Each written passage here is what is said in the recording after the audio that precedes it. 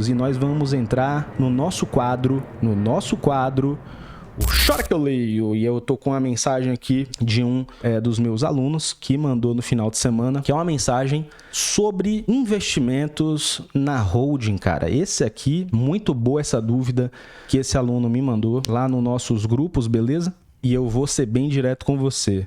Isso aqui, cara, se você trabalha na área, você vai começar a ver esse tipo de cliente, principalmente com cliente de alto padrão, beleza? Você que é advogado, e isso aqui também serve para você que é. E aqui eu tô falando de um cliente que ganha 100 mil reais por mês e criou uma holding para não pagar imposto de dividendos. Será que isso funciona, cara? Até que ponto a holding virou uma saída para fazer os investimentos em ativos financeiros? Eu quero ler a dúvida desse cliente, desse aluno, e eu quero desenvolver aqui esse novelo de lã junto com você para a gente entender se realmente faz sentido, se não faz sentido, e para a gente entender aqui junto, beleza? Não vou imprimir dessa vez a pergunta para a galera e os ambientalistas não me crucificarem. Mas vamos lá. A pergunta é a seguinte: pessoal, queria ouvir a opinião de vocês sobre a estrutura de um cliente. Antes, só pegar uma água aqui que eu esqueci. Bom, voltei. Bora lá então. Vamos continuar aqui com a pergunta do aluno. Pessoal, queria ouvir da opinião de vocês sobre a estrutura de um cliente. Não estou procurando uma análise completa, mas entender se ela faz sentido, se enxergam algum ponto de fragilidade ou se existe alguma alternativa potencialmente mais eficiente para oferecer. Tem um cliente médico com um patrimônio aproximadamente de 10 milhões de reais, sem filhos ou dependentes, e que também não pretende ter. Ele possui uma PJ junto com outros 3 sócios médicos e por meio dessa empresa que ele recebe cerca de 100 mil reais por mês. Para reduzir a incidência do IRPF, provavelmente aqui se referindo ao IRPFM, imposto retido, aquele que incide agora para quem distribui mais de 50 mil reais por mês, né? Ele constituiu uma segunda PJ, uma holding de participações que passou a ser sócia dessa primeira empresa. Nessa holding estão apenas ele e a esposa, que também é médica. Segundo ele, essa holding é operacional para investimentos e não patrimonial, sendo tributada pelo lucro presumido. Dos 100 mil que ele recebe de distribuição, ele retira 50 mil na pessoa física, o excedente, os outros 50, é distribuído para a holding, em vez de ir para a pessoa física. Como se trata de uma distribuição de PJ para PJ e não de PJ para pessoa física, em tese não incidiria a nova tributação.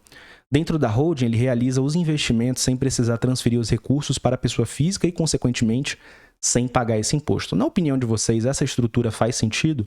Enxergam alguma fragilidade? Obrigado. Boa pergunta, cara. Essa pergunta aqui, muito legal. E ela tem alguns níveis. Tipo, esse tipo de estrutura faz sentido? Depende do que a gente está falando. Provavelmente, ele está querendo fazer essa estrutura de forma que suba os dividendos para a empresa, certo? E aí, dentro da empresa, ele vai investir em alguns ativos para... Porque como que fazia antigamente? Só para dar um panorama geral. Cara, antigamente não tinha nenhuma hipótese, né? Até o ano passado, né? Antigamente. Até o ano passado, em nenhuma hipótese, você tinha imposto sobre a distribuição de lucro e de dividendos da PJ para pessoa física. Isso aqui é isento no Brasil, tecnicamente continua sendo. Só que no final do ano passado, saiu a Lei 15.270. E aí ela criou esse imposto que a gente chama de altas rendas. Só que ele não veio só sobre os dividendos. Esse imposto, ele veio, na verdade, de uma forma muito parecida com o imposto sobre grandes fortunas. Então, o imposto de renda, ele tributa todas as rendas, né? O imposto de grande fortuna tributa o patrimônio de pessoas que têm acima de um certo valor de patrimônio. O IRPFM é como se fosse um imposto de renda que visa garantir que a pessoa que tem acima de 50 mil reais de renda pague pelo menos 10% ao ano. É basicamente isso. E ela trouxe algumas exceções, sim. Mas, via de regra, o que ela vai fazer? Ela vai pegar todas as suas rendas que são tributáveis e as não tributáveis, tirar as exceções, jogar tudo isso dentro de uma caixa e olhar quanto de imposto você já pagou. Se você já pagou 10%, tudo bem, você não precisa pagar mais. Então você ganhou 1 milhão e 200 naquele ano. Aí olham para aquela caixa e falam assim: pô, o Rafael, ele era em CLT. Ele já pagou 27,5 sobre essa renda de CLT, então não tem imposto a mais a pagar. De outro lado, se eu for um empresário e toda a minha renda vier de distribuição de lucro, aí eles vão olhar para aquela caixinha e falar assim: pô, Rafael recebeu tudo de distribuição de lucro, 1 milhão e 200, e ele não pagou R$1 de imposto aqui sobre essa renda, só pagou dentro da empresa, né? aí eles vão falar assim, pô, então tributa em 10% essa renda aqui, beleza? Vai ter uma retenção todo mês ali, provavelmente, porque veio de uma empresa só distribuindo 100 mil reais por mês, então vai ter uma retenção de 10%. E se não tivesse essa retenção, chegando no ano seguinte, né, lá em abril, no ajuste do imposto de renda, apura e paga. Basicamente é isso que a gente tem.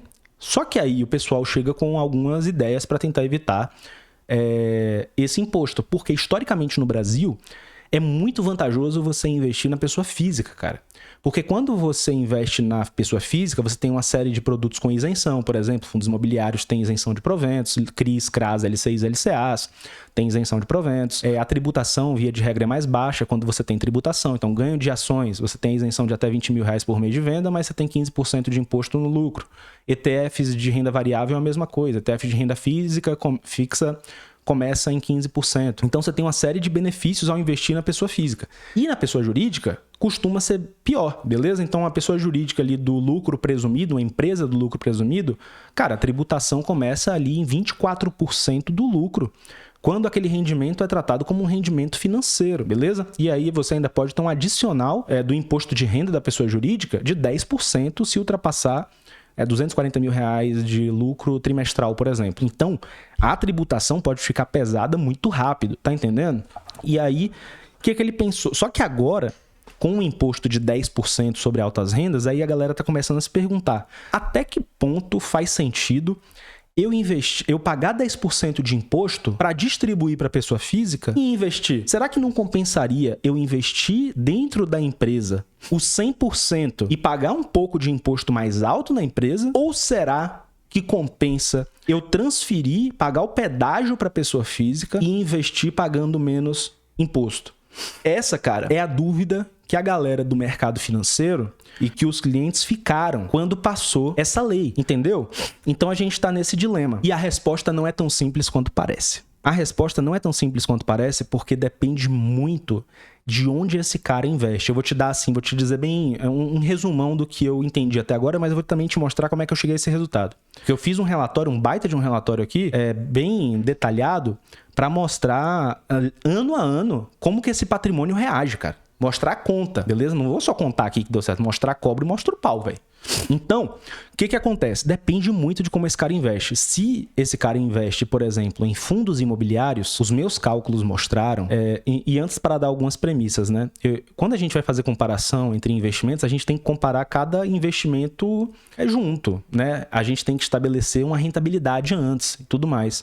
Mas quando eu comparei os investimentos, o mesmo investimento na pessoa física e na PJ, ações na pessoa física, ações na PJ, fundos imobiliários na pessoa física, fundos imobiliários na PJ, ETFs na pessoa física, ETFs na PJ. O resultado que eu achei foi esse aqui, ó. Fundos imobiliários, mesmo pagando 10%, vale mais a pena investir na pessoa física do que na pessoa jurídica, porque a maior parte do retorno do fundo imobiliário ele vem dos proventos, e esses proventos eles são isentos na pessoa física, enquanto que na PJ esses proventos são tributados numa empresa do Simples Nacional em 20%, beleza? Porque não tem isenção. Numa empresa do lucro presumido, a partir de 24%, beleza? Numa empresa do lucro real também 24%. Então, quando você faz a conta na pessoa física, não é nem... É porque como você consegue reinvestir todos os proventos, 100% dos proventos isentos no fundo imobiliário, o retorno total é gigantescamente maior do que na pessoa jurídica, que tem que pagar pelo menos 20% e só consegue reinvestir 80%. Beleza. Segundo ativo, ETFs.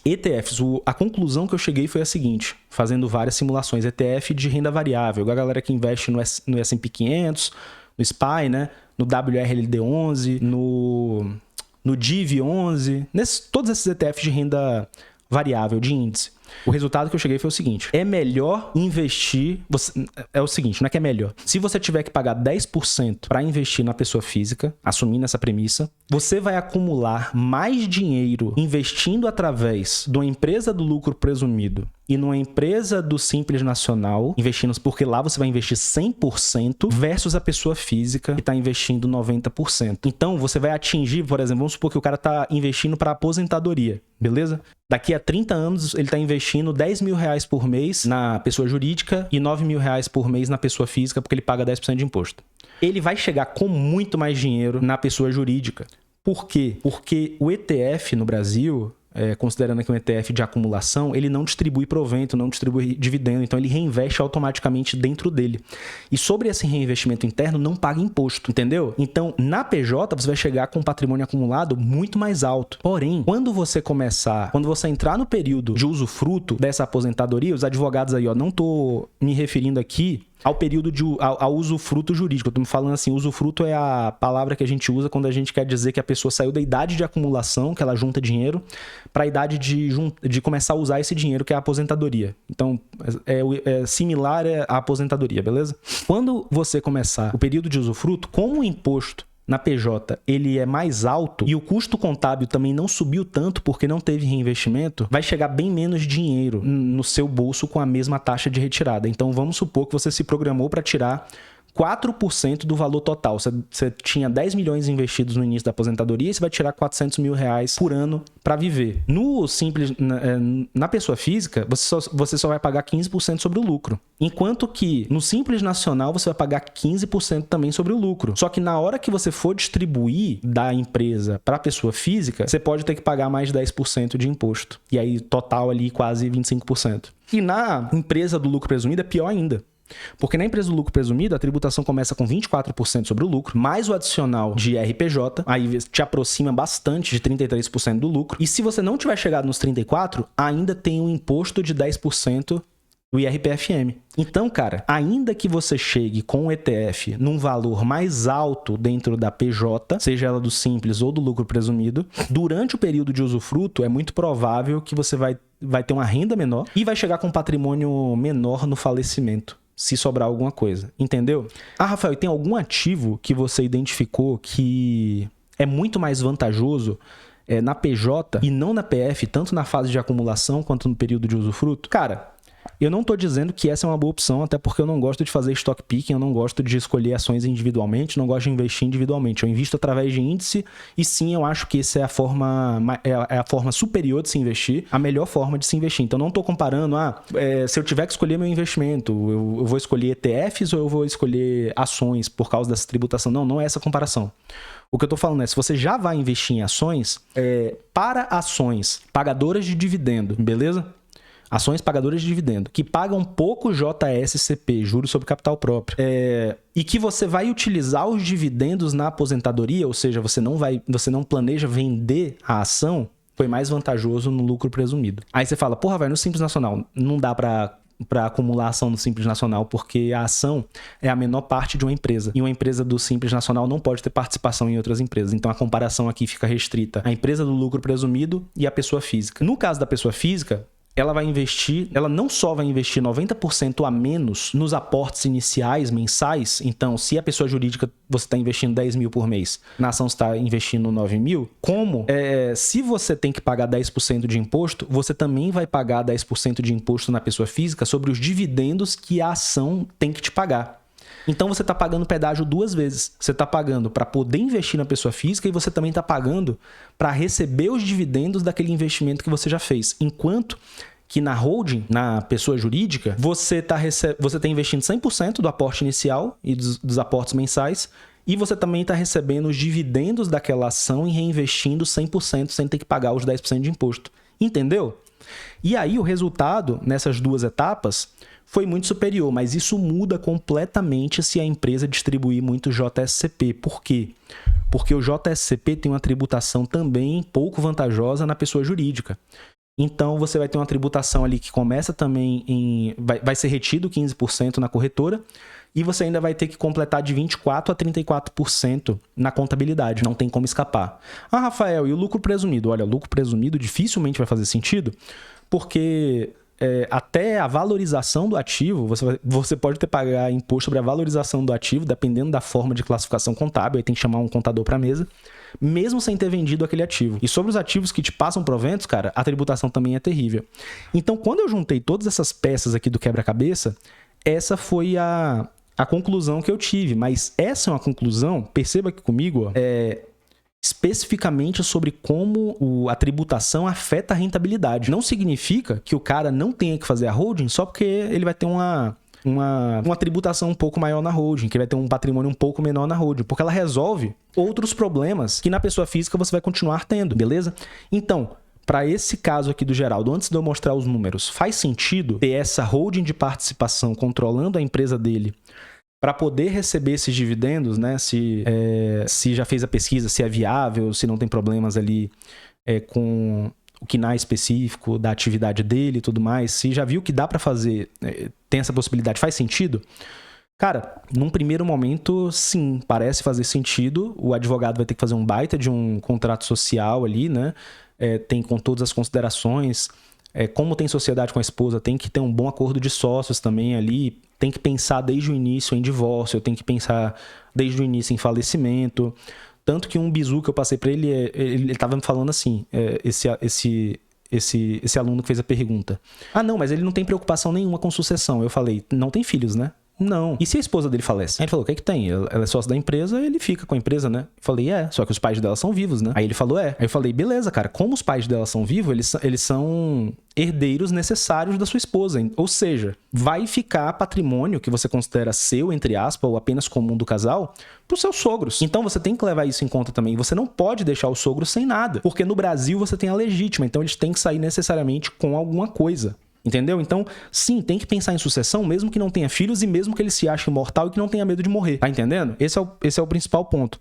E depois a gente vai para a parte de rentabilidade. Faz sentido represar esse dinheiro na empresa? Faz. Se a gente estiver pensando em ativos que tenham suas vantagens tributárias. Nesse caso aqui, os dois ativos que, ao meu ver, têm maiores vantagens tributárias são os ETFs, porque eles têm uma capacidade de reter rentabilidade sem ter que pagar imposto, de diferimento tributário, ou seja, não de evitar 100% do imposto, mas de deixar esse imposto bem lá para frente, de forma que você chegue na aposentadoria com um patrimônio muito maior e talvez você até consiga converter essa empresa, se tiver o regime, né, ceteris paribus, se tudo se mantiver como está, para uma empresa do Simples Nacional, que pode entregar também um bom resultado, né? Obviamente também com todas as suas considerações, mas tem os seus motivos pró e tem os seus motivos contra também. Esse cliente, ele investia especificamente em ETFs, beleza? Porque esse cara aqui que veio me perguntar, ele é sim do mercado financeiro e ele trabalha com essa estratégia de ETFs. Então, o que eu fiz aqui? Vou compartilhar minha tela com você. Acho que desse jeito. Aí eu falei assim, bora fazer uma simulação.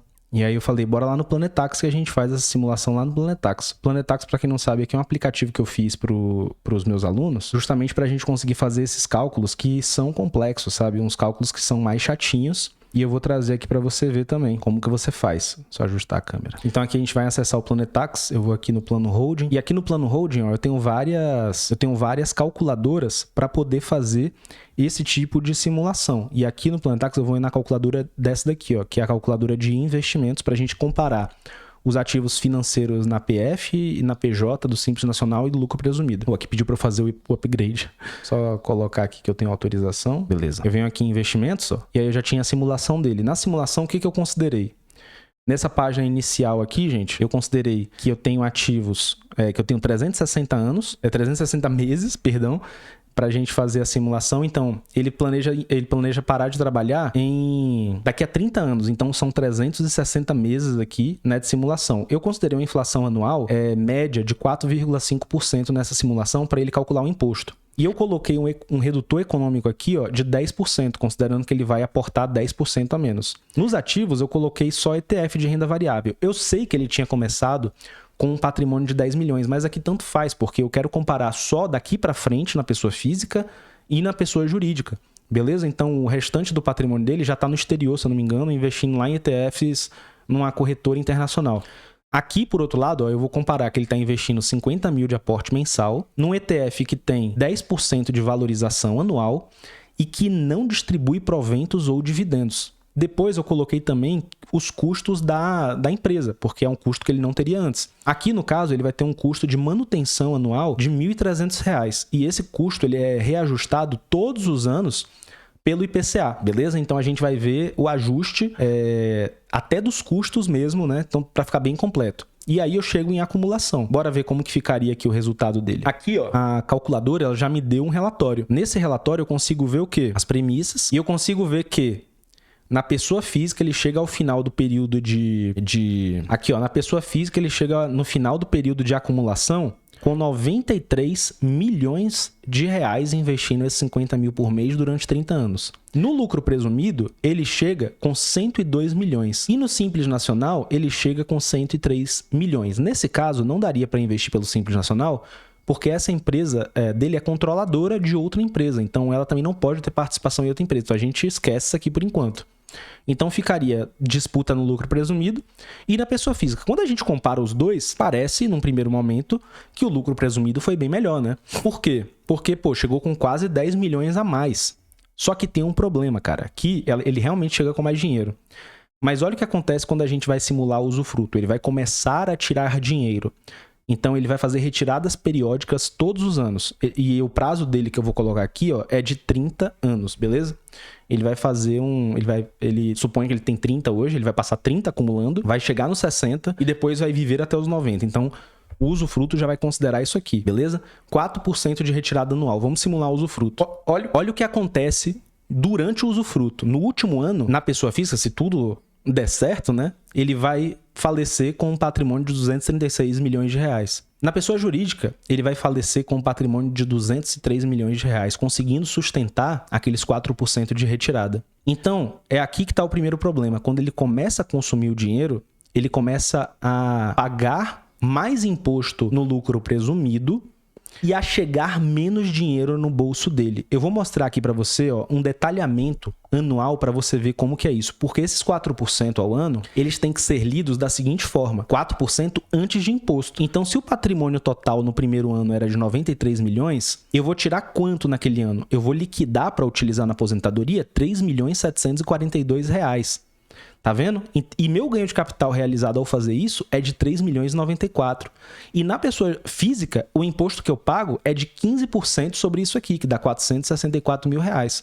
Então, no final, chega líquido no meu bolso para eu utilizar o dinheiro, isso aqui, ó, 3.278 reais. E na PJ, como que ficaria no lucro presumido? No lucro presumido ficaria assim, ó, mesmo tendo 10 milhões a mais, eu vou também liquidar mais dinheiro para poder utilizar. Então aqui eu tô tirando 4.120, beleza? Eu vou ter um ganho de capital realizado de 3.400.000 naquele ano. E aí que tá a primeira diferença. Quando eu for pagar o imposto, só de RPJ e CSLL, eu vou pagar no primeiro ano 24% sobre 3.400.000. Eu vou pagar um adicional de 10% sobre o que excede 240 mil. E aqui eu também teria que pagar os 10% na pessoa física. Só que como na pessoa jurídica, considerando que eu não tenho outras receitas aqui nesse exemplo, eu já paguei quase 34%, na pessoa física eu não vou pagar quase nada. Então, eu vou ter um excesso aqui que eu vou receber de restituição no ano seguinte. Beleza? Só que, de toda forma, enquanto na pessoa física eu recebi 3.278 líquido no meu bolso, na pessoa jurídica chegou 2.689 no meu bolso, entendeu? E se eu pudesse utilizar o Simples Nacional, você vai ver que chegaria próximo da pessoa física, porque no Simples Nacional eu teria que pagar 15% de imposto sobre meu lucro e 10% de imposto sobre a distribuição, porque tá ultrapassando os 50 mil. E perceba que a calculadora também, ó, já atualizou o limite de 50 mil reais para retenção pelo IPCA mês a mês. Assim, eu não sei se o IPCA realmente vai ser o índice utilizado para atualizar, mas eu utilizei aqui como base porque a gente ainda não sabe como que esse adicional vai ser atualizado, mas segundo a lei ele vai ser atualizado, beleza? Agora, olha no ano 18 aqui da aposentadoria, por exemplo. Na pessoa física tá chegando 8 milhões líquido. Na pessoa jurídica tá chegando 6 milhões e 900 no lucro presumido e 8 milhões e 81 no Simples Nacional. Agora, bora olhar no último ano aqui da aposentadoria, no 29, um ano antes dele falecer. Na pessoa física tá chegando 14 milhões 659, no lucro presumido 12 milhões 488 e no Simples Nacional 14 milhões 659, tá vendo? Então, no final das contas, esse foi o resultado do nosso comparativo. Então, no final, a pessoa física e a empresa do Simples Nacional chegaram com uma rentabilidade muito próxima. E a empresa do lucro presumido foi a que teve a pior performance de todas, beleza? E aí, quando eu vou no meu relatório conjunto, ó, é basicamente isso que eu visualizo. Ele já me dá um relatório completo aqui, cara. Inclusive, trazendo a memória de cálculo aqui, ó, ano a ano. E se você quiser acessar essa calculadora aqui para trabalhar ou para fazer a sua própria simulação, dá para simular com ações, dá para simular com fundos imobiliários e muito mais. Eu vou deixar um link aqui abaixo para você utilizar, beleza, essa calculadora e gerar os seus relatórios também. Agora, olha que interessante o que acontece quando eu mudo o tipo de investimento. Vamos supor que ao invés de ETF, eu vou investir aqui em fundos imobiliários. E esses fundos imobiliários aqui, eles vão valorizar 2%, beleza? E de proventos anuais, eles vão me render aqui 8%, beleza? Eu nem vou colocar a taxa de administração aqui agora. Nos custos, aí eu vou recalcular. Quando eu recalcular, olha o que acontece. Na pessoa física, foi muito mais vantajoso, tá vendo? 45 milhões versus 32 milhões versus 40 milhões. A pessoa física foi mais vantajosa até mesmo do que a empresa do Simples Nacional, mesmo aportando 10% a menos. Por quê? Porque nos proventos, que é onde está a maior parte do retorno do fundo imobiliário, ela não paga imposto, enquanto que aqui e aqui paga. Aqui paga 20%, aqui paga 24%, pelo menos 24%. E quando você vai ver no detalhamento, você vê a mesma coisa, porque aqui, ó, durante o período de acumulação, você também consegue ver o detalhamento. E aí você vê exatamente quanto que pagou no ano 1, quanto que pagou no ano 2, quanto que pagou no ano 3, quanto que pagou no ano 4, quanto que pagou no ano 6, até acabar, beleza? E aí, obviamente, no usufruto vai ser até pior, né? A pessoa física chega com quase o dobro aqui em relação à empresa do lucro presumido e com 20 milhões a mais do que o Simples Nacional, com fundos imobiliários. Tá vendo? Que tá repetindo aquele padrão que eu falei para vocês. Fundo imobiliário parece ser melhor na pessoa física em termos de rentabilidade por causa do imposto. ETFs, até o usufruto é melhor no lucro presumido e no Simples Nacional. E quando no período de usufruto, no entanto, é pior. Você acumula mais patrimônio no ETF nas empresas, mas você chega menos dinheiro no bolso no final. E ó, para ações, como é que fica? Ações, aqui a gente vai botar que a ação ela teve valorização de 5% ao ano e vamos dizer que ela teve dividendos de 6% e que ela não paga JSCP. Beleza? Aí em ações a gente vai ver um cenário diferente. Ó. Nesse caso, lucro presumido a gente teria 6 milhões a mais do que na pessoa física. Enquanto que no Simples Nacional nem simulou porque não pode ter ação no Simples Nacional. Tá vendo que interessante, cara? Então, agora se tivesse um pouco mais de JSCP, ó, vamos supor que tivesse 5 aqui de JSCP e 3 de dividendos. Sei lá, vamos uma empresa doida aí que dê pra fazer isso aí, por exemplo. Aí a pessoa física já tem uma vantagem maior. Então, quando você vai fazer aqueles backtests e tudo mais, se você for do mercado financeiro e faz backtest, dá uma olhada depois, cara, nessa calculadora aqui que vai ajudar bastante a comparar essas estruturas e grande parte do meu trabalho é isso. Então, se você quer utilizar essa calculadora, entra aqui no link aqui abaixo e entra lá e faz seu teste. Se eu não me engano, você tem 7 dias ali. Cara, e é mais barato do que... Eu acho que não sai nem R$12 por mês, beleza? E se você pegar o plano holding, que é mais completo, você já tem acesso a outras calculadoras, inclusive, e são calculadoras que já fazem comparativo se é melhor a holding ou você tem imóveis de locação na pessoa física durante a reforma, que todas geram um relatório personalizáveis com a logo do seu escritório e tudo mais. Então, entra aqui abaixo e entra lá no Planetax e confira todos os planos e adquira aqui essa calculadora, beleza? E se você está querendo resolver o seu próprio planejamento patrimonial, seja ele de ativos financeiros, investimentos e tudo mais, entre em contato com a R Anjos Consultoria, que é a consultoria de estruturação patrimonial com ferramentas no Brasil e exterior. Aqui a gente trabalha com holding, com offshore, com trusts e muitas das ferramentas que a gente falou hoje aqui no programa. Justamente não é curso, beleza? É para você, é para a gente poder estruturar o seu patrimônio e tem todo o auxílio de contadores, advogados do Brasil e do exterior e também de profissionais do mercado financeiro devidamente certificados, analistas CNPI, CFP, beleza? Para você estruturar o seu patrimônio, organizar a sucessão, aumentar a proteção e tirar o Brasil do seu dinheiro. E é isso, senhores. Chegamos ao final aqui de mais um programa, do segundo programa do GRU FM.